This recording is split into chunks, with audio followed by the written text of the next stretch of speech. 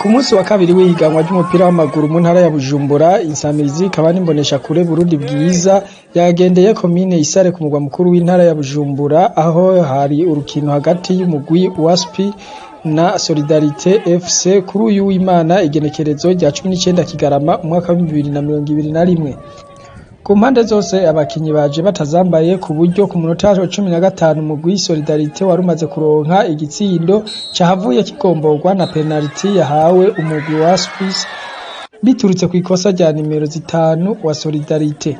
Iyo penalty ikaba yaciye yinzizwa n'umukinyi Merve. Urukino rwabandanije mu gice ca kabiri aho ku minota 5 ya nyuma yongewe n'umuhagarikizi umugwi wa Spurs waronse igitsindo ca kabiri, urukino rurangira ku ntsinzi ya Waspi ku bitsindo 2-1, gutyo Solidarite iba isezeye ihiganwa. Oscar Nungubumwe asanzwe aserukira ishirahamwe ry'umupira w'amaguru muri komine Isare aratera kamo imvukira gushigikira ugo gwaruka muri izo nkino na nyaburya bisaba uburyo bwinshi. Inkino uno munsi muri komine Isare zigenda neza kubera ko izi nkino zazanya kamo keza, discipline yagarutse, ubu nta kajagari kenshi kakiri ku bibuga ku match ari bari kwaraba.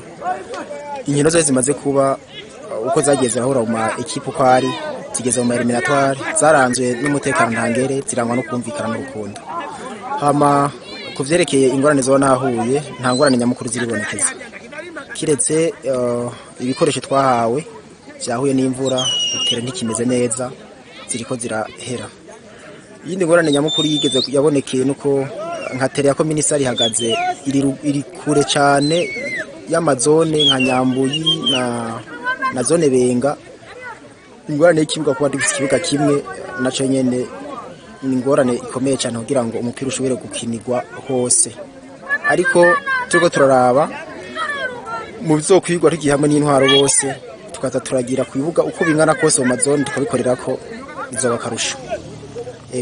Ukamunotera imvukira kanke uwo ari we wese akora umupira w'amaguru kuva muri zone gushika mu ntara, nuko bogira ico bafashije vyerekeye ibikoresho kugira ngo rwaruka rushishikare rugirane rukunda inkino nkuko vyatangujwe. Twarabonye nk'umutambu bose barabonye yuko urwaruka rushikikiwe, tworonka nk'ibikoresho bazaradufasha nk'imvukira na cyane bakadufasha n'ivyo bintu by'amateri aho ziri zigasigwa cyane tukazongerako byo bakarusha cyane, urwaruka rwatera imbere kandi umupira w'amaguru ni n'isoko giterambere mu gihugu. Ku ruhande rw'abarorerezi barashima cyane izo nkino na nyaburya zinwanisha. Iciza nuko mbara izi nkino ari nziza kubera zirahuza abantu n'abandi, abantu bavuye mu makomine na muri komine bose bagahura, zirahuza abantu n'abandi, ari utsinzwe bose bakaguma ari bamwe. Aha izi nkino ziriko ziragenda zakivandimwe biraryoshe cyane, kuko twihweze tukaraba ukuntu abafana baryoherwa tukanezerwa turiko turaraba agapira, biranezere cyane.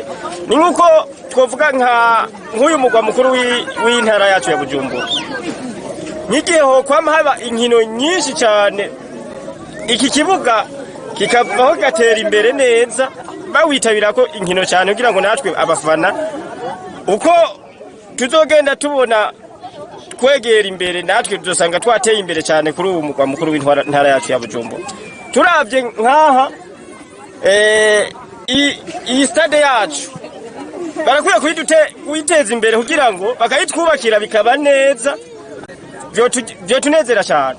Ego turanezerewe kugira ngo rero dushimira kandi ni samirizi ayo televiziyo kugira ngo baze baradushikira n'imbere kugira ngo iki kibuga cyacu gitera imbere. Ego gitera imbere kugira ngo natwe hirya yejo n'abana bacu bari nyuma kugira ngo abana bacu bariko bakiriza inkino za kivandimwe biteze imbere nuko tugira amahoro.